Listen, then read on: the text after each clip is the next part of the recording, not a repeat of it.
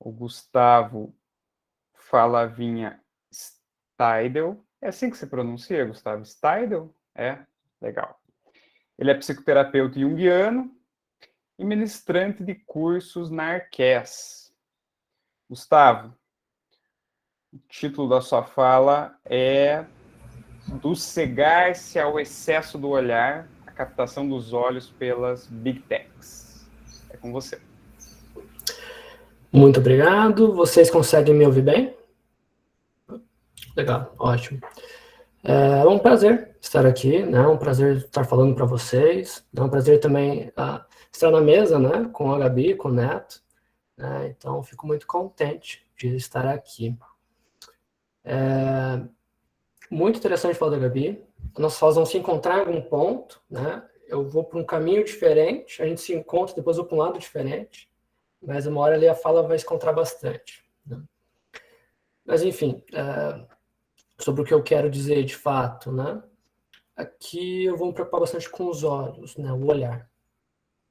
Né? Que é algo fundamental do que fazemos com nossos olhos e, bom, também o que é feito com eles.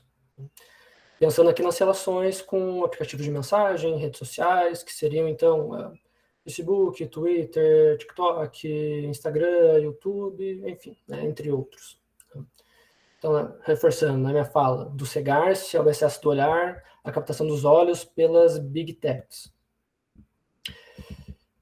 Para começar, né, para falar sobre o olhar, talvez seja importante pensar um pouco sobre como vemos algo e o que é visto.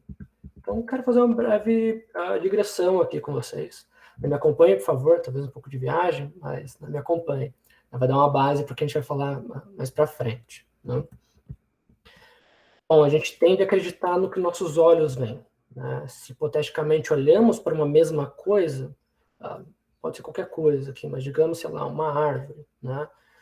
Não poderia ser qualquer coisa, mas vamos pensar uma árvore.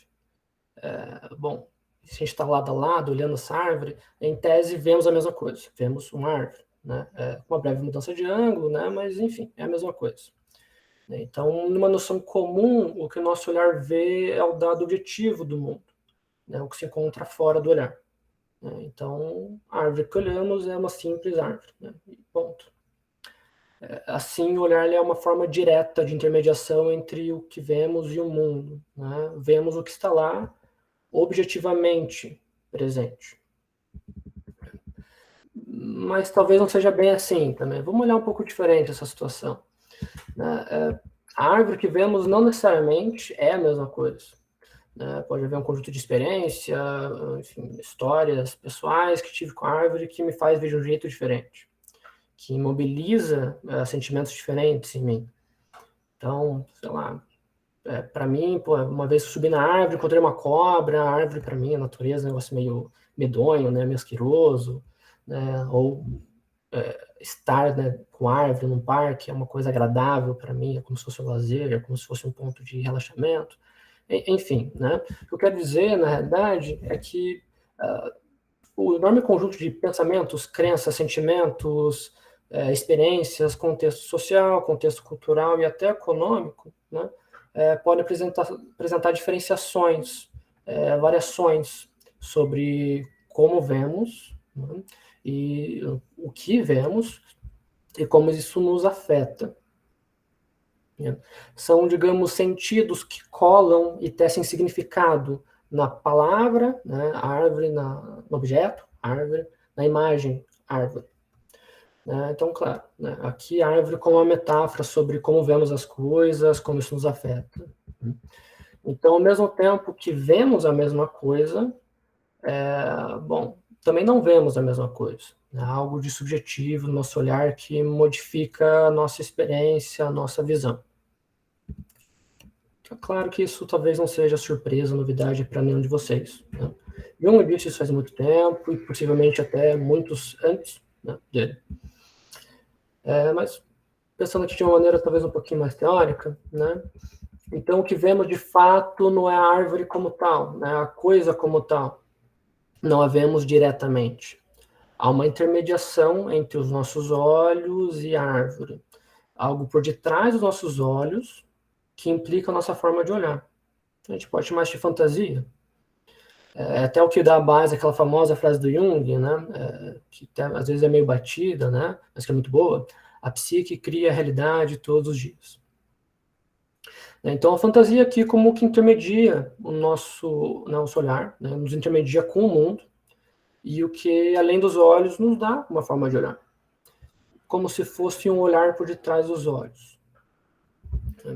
Então, o processo de olhar não é somente o que vejo, objetivamente presente, né?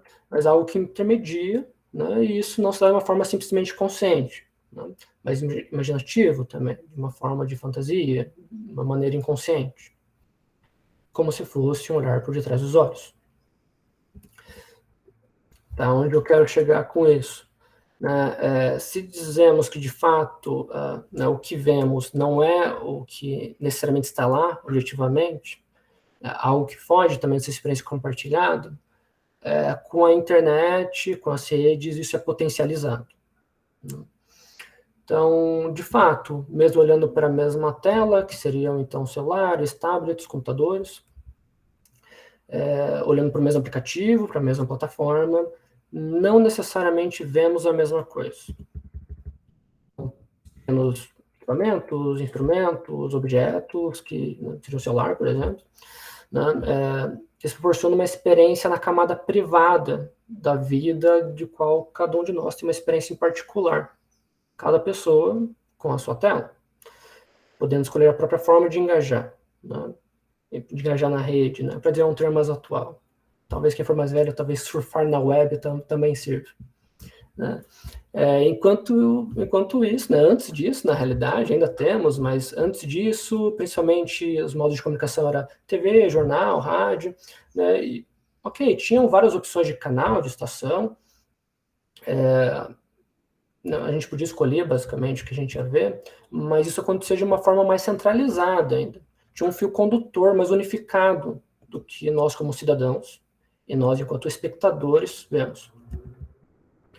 E, claro, além dessa questão, as plataformas, né, então, Instagram, TikTok, Facebook, né, etc., de fato, nos colocam outros conteúdos, né, de forma que, quando a gente entra nesses sites, nessas plataformas, vemos conteúdos diferentes, vemos recomendações individualizadas, e uma outra ordem de conteúdos, né, do que a gente chamamos de feed, que chamamos de timeline. Claro que isso é baseado na nossa experiência com a rede. Como interagimos com cada usuário, com cada postagem, com story, se curtimos ou não, se comentamos, se compartilhamos, se seguimos, ou até por quanto tempo vemos, né, ou até se repetimos o que vemos. Se a gente repete o vídeo. Então, portanto, novamente, né, nesse sentido, novamente, literalmente, não vemos as mesmas coisas. Claro, de um lado a gente pode pensar, tudo isso é uma forma de melhorar nossa experiência, né? Um tratamento personalizado para cada um de nós, uma exclusividade. Para vermos o que nos interessa, o que mais nos mobiliza, que é ótimo, né? A gente talvez seja mais interessante de ter coisas na qual queremos de fato ver, né? Ou até além disso, a gente pode até descobrir coisas que a gente nem sabia que existia, mas que a gente gosta, né? Além de uma certa possibilidade de democratizar algum tipo de conteúdo, até eu consigo ter muito mais acesso, um acesso mais amplo pela rede do que com outras plataformas, com outras mídias, na realidade, eu não teria, né? Tudo isso é uma forma de melhorar a nossa experiência enquanto consumidor, usuário, algum outro termo do tipo, né? Tudo pela missão de conectar mais pessoas. O que se fala muito pelo Facebook, né? Principalmente, o que agora é Meta, né? Eles trocaram o nome. Mas vamos dar uma pequena torcida, né? Eu acho que a gente pode ter um olhar mais criterioso quanto a tudo isso. A narrativa do que seria o tratamento personalizado, exclusivo, gratuito, tem algo a ver não somente com a nossa questão, ou com a missão de bem-estar global, uma conexão social ou algo do tipo. Igualmente está no modelo de negócios, de lucratividade dessas empresas. É ótimo que eles tenham mais usuários, mais horas de uso, usuários frequentes, interações mais assíduas, mais produção de conteúdo, né? Isso é desejado, isso é encorajado, isso é esperado. É assim que essas empresas lucram, né? E, bom, como lucram, né? As empresas mais valorizadas atualmente são conglomerados de tecnologia, de mídia digital, mídia social, né?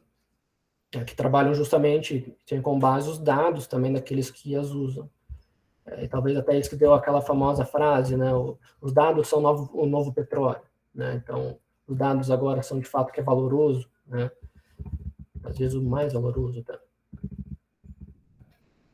Então, essas empresas, elas anseiam pelos olhos. Quanto mais os olhos estão vinculados na tela, maior o lucro. Tanto a aquisição de seus dados, quanto dos anúncios vinculados e vistos por esses olhos, né? Os nossos olhos.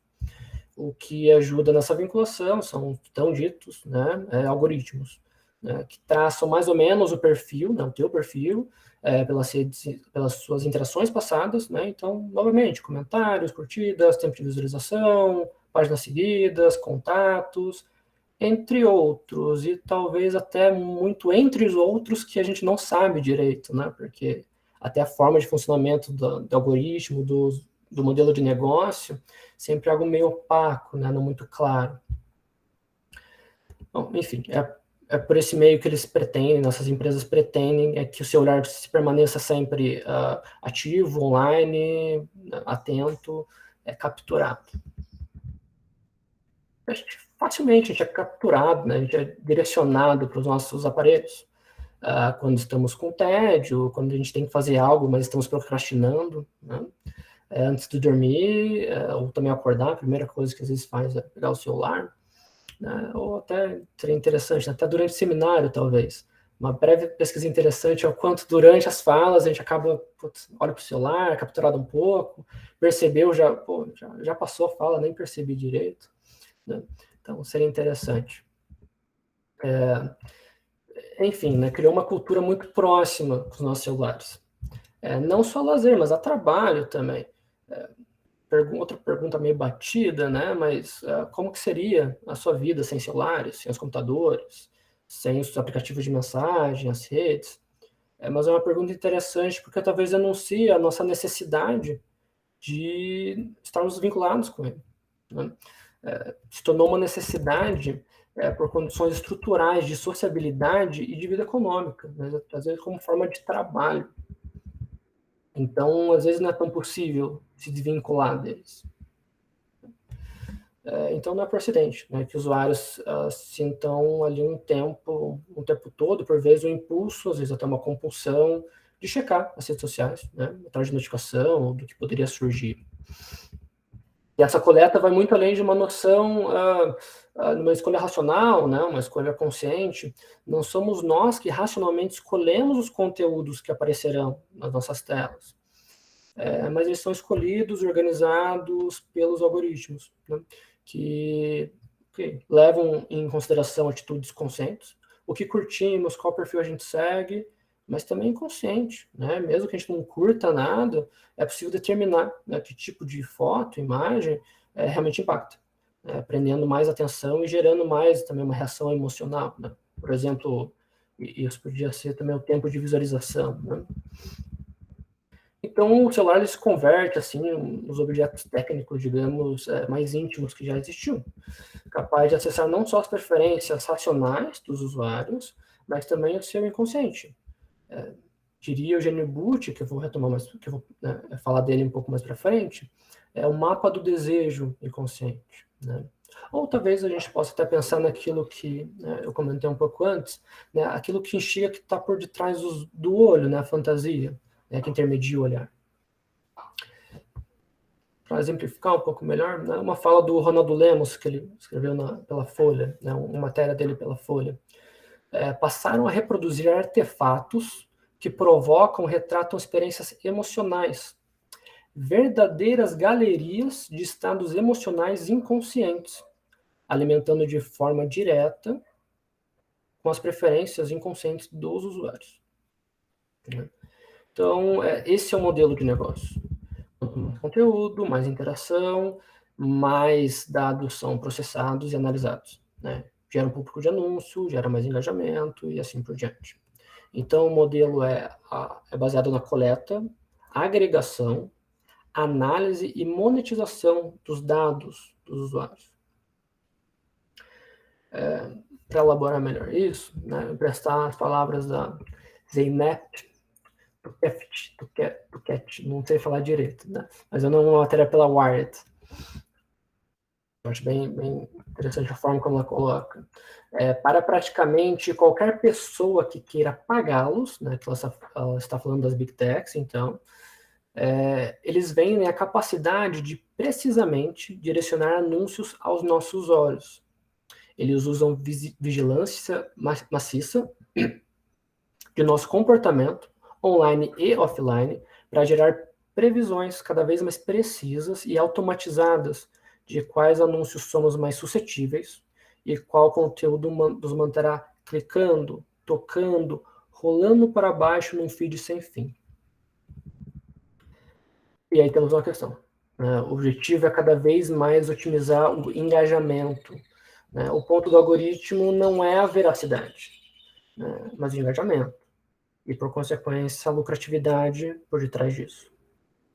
Nem sempre, ou, aliás, muitas vezes, o que mais engaja não é um fato, um texto construtivo, um seminário sobre política. Com certeza, o que mais engaja são outras coisas, como identificações, reviravoltas, um evento chocante, indignações, né? Geralmente é algo que traga um certo apelo às emoções, né? E nem sempre precisa ser algo verdadeiro. Às vezes até preferível que não. Então estamos numa margem perigosa aqui. Conteúdos sensacionalistas ou falsos encontram terreno fértil, né, para se espalhar. Né? Talvez dar uma base mais firme a isso. Tem um estudo que foi feito pelo Pew Research Center, foi feito na realidade com congressistas estadunidenses, e que o resultado foi que conteúdos que eram considerados polêmicos recebiam de 3 vezes mais comentários, eram 2 vezes mais compartilhados, né, do que outros. Ou seja, né, a pesquisa, na realidade, só deixa explícito algo que talvez a gente descobriu na pele nos últimos tempos. Né? Notícias falsas têm um potencial de se espalhar muito maior, né, muito mais rapidamente, com mais engajamento, mais envolvimento, mais atenção, né, e mais tempo dos olhares, né, dos nossos olhares, né, do que fatos. Né? Então, eles são muito mais lucrativos. As notícias falsas são feitas justamente para despertar gatilhos emocionais, que funcionam para prender a atenção e gerar curtida. Mobilizam justamente o modelo de negócios e a lucratividade. Elas atraem o olho e o garimpam, né? Sendo o ódio, a raiva, por exemplo, né, para muitos conteúdos, a sua alvenaria, né, a sua sustentação. Teve uma ex-funcionária, não sei se vocês chegaram a ver, teve uma ex-funcionária do Facebook que ela denunciou alguma coisa nesses últimos tempos, não sei se foi nos últimos 2, 3 meses, por aí. É a Frances Hogan, acho que se fala assim. E ela apontou várias coisas a partir de uma própria pesquisa, né, numa pesquisa interna do Facebook, na qual não foi divulgado. Então ela saiu como divulgando isso e apontando algumas questões. E ela coloca justamente que o Facebook está otimizando mais para conteúdo que obtém engajamento ou reação. Né? Esse é o enfoque. A própria pesquisa interna está mostrando que o conteúdo que é odioso, que causa divisão, que é polarizador, é mais fácil de inspirar as pessoas à raiva, né, do que até outras emoções. Então, desinformação, conteúdo raivoso é atraente para as pessoas. Não sei se é agradável, mas é atraente. E elas mantêm na plataforma. Então, se o Facebook ele muda o algoritmo para ficar mais seguro, para ficar mais saudável, bom, eles perdem dinheiro. Né? As pessoas passaram menos tempo no site, clicarão em menos anúncios e, enfim, menos lucro. Ela até comentou que às vezes tem mudança, né? Tem uma preocupação, um sistema maior de contra-atacar, né? De inibir, de combater a desinformação. Mas muitas vezes é temporário. Então, a própria captação do olhar pelas notícias falsas, né, é produtora de novos tipos de envolvimento com o mundo, né, com as pessoas ao redor, e até outros tipos de inclinação política. Né? Claro, com manifestações não somente individuais, mas coletivas. Né? Dessa forma, as grandes redes sociais, elas privilegiam conteúdos extremistas, né? Porque elas contêm um grande potencial de capturar atenção, né? Então, é uma moeda fundamental no ambiente virtual, né? Que é movido por anúncio e clique. Então, não é lucrativo remover esses conteúdos. Nesse sentido, extremismo, sensacionalismo, radicalismo, fake news, podem ser muito lucrativos, né, lucrativos para redes, mas também para os próprios disseminadores, né? Então, talvez até uma forma seria você monetizar, né, um canal no YouTube, por exemplo. Retomando algumas coisas, né? Então, aqui na ausência de um fio condutor em comum, né, que seria, digamos, aquela metáfora inicial da árvore, né, que apesar de vermos de uma maneira diferente, né, de percebermos de uma maneira diferente, né, de contexto, experiência, ainda assim tem pontos em comum, né? De certa forma ainda olhamos a mesma coisa, ainda olhamos a árvore. Mas aqui, né, com as redes, e que seria, digamos, uma certa vinculação algorítmica, ela não existe presente, ela não existe objetivamente presente. Ela é podada pelos algoritmos que reordenam e selecionam conteúdos exclusivos para nossa experiência em particular. Outros tipos de conteúdo que não são selecionados se tornam negligenciados. Então, aqui, o exclusivo é necessariamente excludente de outras realidades. Não há mais necessariamente o espaço público, o espaço compartilhado, no qual vemos a mesma coisa, então veríamos a mesma árvore, mas vários fragmentos de espaços públicos, na qual cada um vê uma coisa, ou às vezes até a mesma coisa, mas de uma maneira bem diferente. Então, um talvez é uma árvore, um talvez é uma planta, outro espaço de lazer, outro até uma árvore como uma representação, uma presentificação do divino, outro um lugar para podar essa árvore e construir um shopping no lugar, talvez. Aqui, o olhar é fundamental no encontro com o outro, né? Então, nessa questão do exclusivo, que é excludente, nos fragmentos desses vários espaços públicos, se encontra apenas com o semelhante, né? O algoritmo repete, não como o outro, né? Um outro que ele desmonta uma certa, digamos, unilateralidade confortável e cega do eu. Né? Então, só uma postura para uma só direção. Unilateralidade aqui, para usar um termo que o Jung utiliza, né? Outro que, né, esse seria o outro que impede, que questiona, que confronta, que dialoga, que rompe. Mas aqui o semelhante, ele, na verdade, ele curte, ele afirma, ele curte, ele aceita, radicaliza, na qual as relações, né, as notícias não informam. São mais como etiquetas de identificação e reafirma nossa própria identidade e opinião. O outro não mais nega, mas é negado. E é facilmente podado com um desfazer de amizade, um unfollow, algo do tipo. Então, por vezes, não é uma construção reflexiva a partir de tudo isso, é uma construção identitária e afetiva, principalmente. Se antes, frente a frente, né, presencialmente, a gente buscava muito os olhares, agora encontramos mais os reflexos da nossa tela. Não mais intermediados somente pela fantasia, né, mas pelo próprio modelo de negócio dessas grandes redes. Claro, que também influenciam a nossa própria fantasia.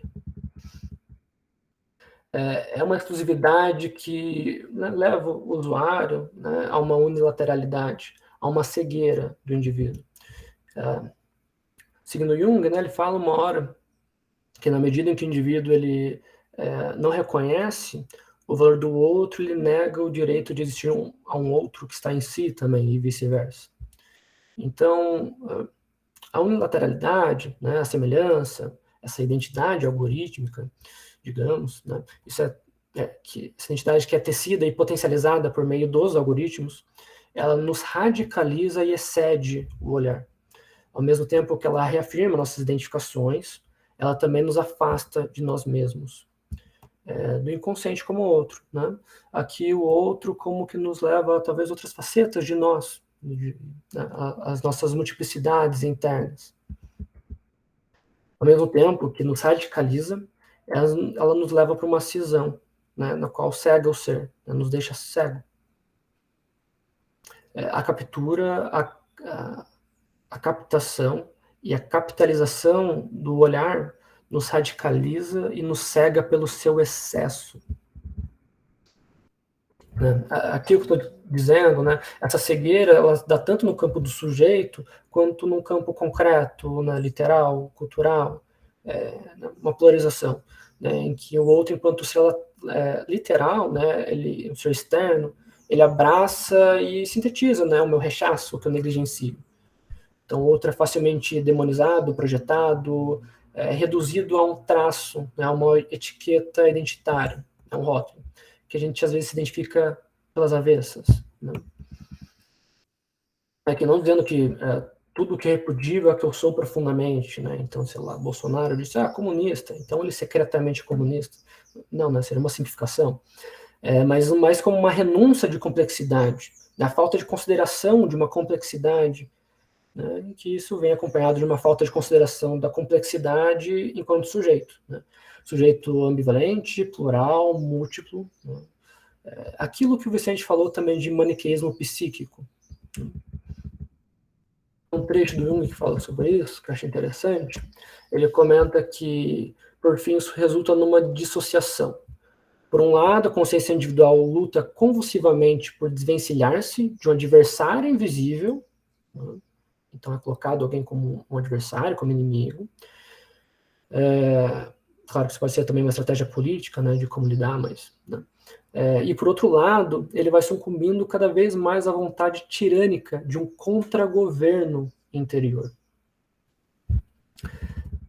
Assim a gente nos planificamos enquanto sujeitos, enquanto desvios, profundidades, complexidades, lacunas, lapsos, ambivalências, e nós é negado por essa relação com o semelhante, né, nessa fragmentação do espaço público.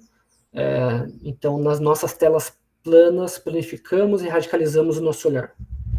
O nosso olhar aqui, o nosso olhar psíquico também, né? Olhar retomando não como uma maneira só de enxergar o mundo, né? Mas também aquilo, a fantasia, o olhar por detrás dos olhos. Enfim, o olhar aqui enquanto um dos fatores primários de conhecer o mundo, e portanto o outro. Né? O além de mim, o do meramente eu. Ao mesmo tempo é amputado parte do sentido de uma visão de enxergar e interpretar o mundo. O olhar se cinge, tanto se cega para outras formas de realidade, quanto se satura e se sobrecarrega. Então, o olhar é mercantilizado diante das notícias, dos comentários, conteúdos, posts que extrativizam o olho. E sim, aqui o olho, né, porque é assim que a gente é fixado no celular, a gente passa, por vezes, até horas ali. Né, esse olho que é capturado pelas telas, que demanda nossa atenção e tenta nos deixar cada vez mais engajados e que torna a indústria dos dados uma das indústrias mais rentáveis atualmente. Talvez radicalizando um pouco mais a fala aqui, a gente indo para uma finalização, né, a indústria do olhar que captura o olho, né, que o comercializa, o empacota, né, e refina tal qual uma exportação de commodity. Né? Commodity aqui enquanto um objeto bruto, uma matéria-prima, no qual passa o processo de refinamento, né, e de maior valorização, então, né, transformando esse produto, que era matéria-prima, num produto mais valioso. Né? É o que acontece com esse modelo de negócios das Big Techs, que baseado, então, novamente, na coleta, na agregação, análise e a monetização dos dados, né, dos usuários, ela fisga a nossa atenção e comercializa os olhos. Né, nos induz a passar mais tempo na rede e nos capitaliza a partir disso. Tal qual uma embalagem, né, com código de barras, né, que contém um sistema de dados por detrás, né, de informação que falam sobre o produto, o olho é embalado por esse modelo de negócios. Somos transformados em perfis de usuários, prontos para receber anúncios segmentados. O olho aqui ele se torna produto. Né? Então, resumindo, o olhar é empacotado tal qual um produto em supermercado, com código de barra implícito, né, que seria a análise do nosso perfil, que tem como base, né, nos quais conteúdos, quais anúncios vão nos direcionar, né, e por fim, nos deixar mais engajados.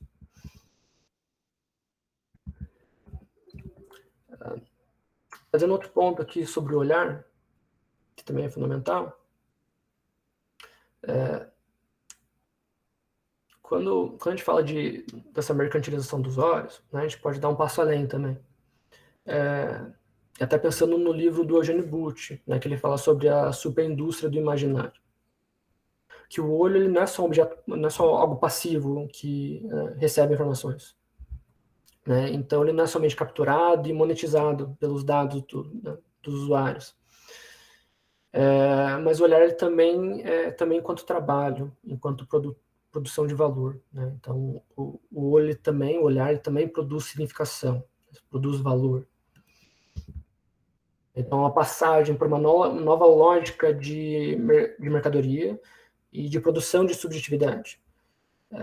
Aqui o destaque não é mais as coisas palpáveis, corpóreas, mas o lugar de destaque é mais a fabricação de signos, de imagens.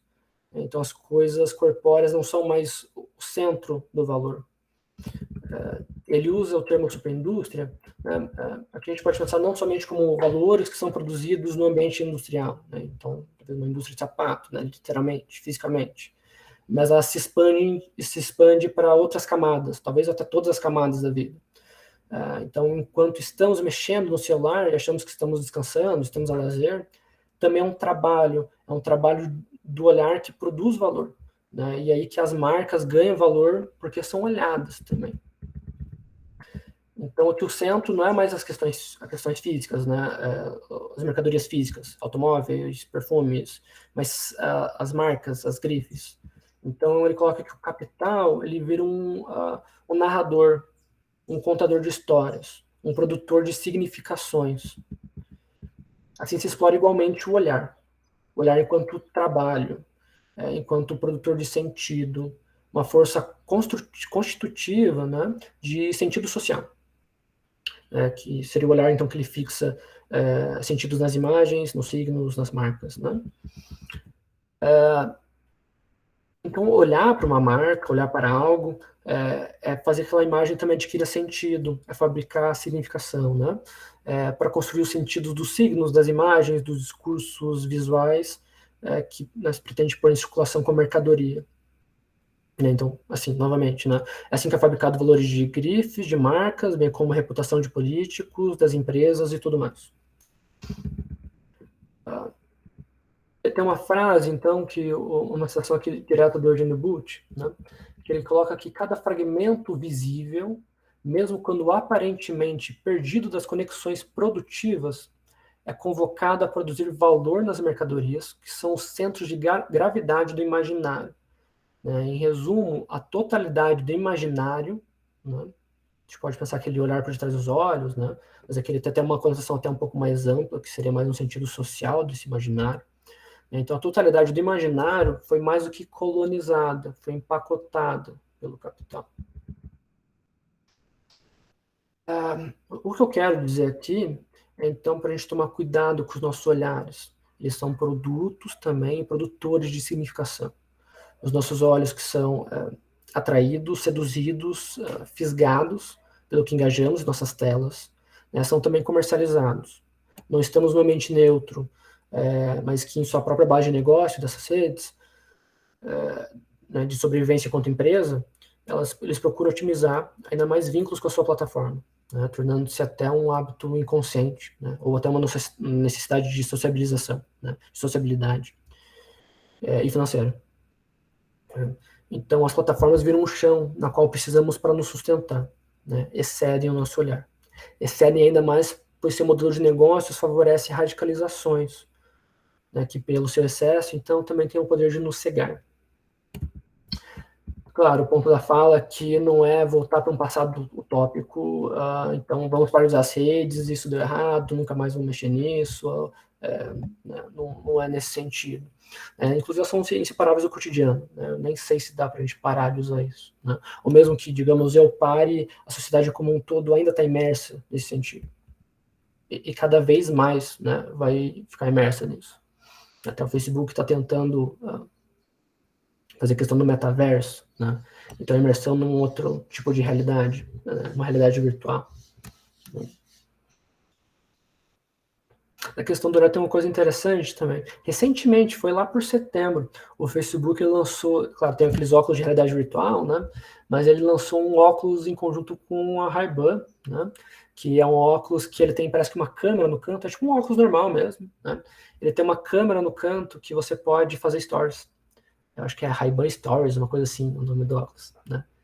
Então você tá ali andando e, enfim, pô, aconteceu uma coisa, se ela aperta um botão, sei lá o que, ele, né, capta isso e joga pro Stories. É claro que isso pode ser bem problemático em questão de dados, né? E aqui sim, né, uma própria captação do olhar, né, diretamente até do olhar. Né? Bom, enfim, né, acho que a gente pode pensar várias coisas a partir disso. Né? Talvez seria necessário regulamentações, pensar outras formas até de descolonizar a tecnologia, como coloca o Yuki Rui, né, uma certa tecnodiversidade. Mas, enfim, o ponto aqui que eu quero trazer é mais um questionamento também. Né? O ponto aqui é questionar o olhar. Né? Com o que você está fazendo com o teu olhar. Né? Porque o que nós fazemos com os olhos é valioso. Né? É valioso enquanto experiência, enquanto ato político e fabricação de sentido. Né? Até como mercadoria também. Bom, então, para finalizar, é isso. E, bom, para onde que você aponta o teu olhar? Eu acho que é uma questão fundamental. Com isso encerro e, bom, agradeço o espaço de fato. Muito obrigado.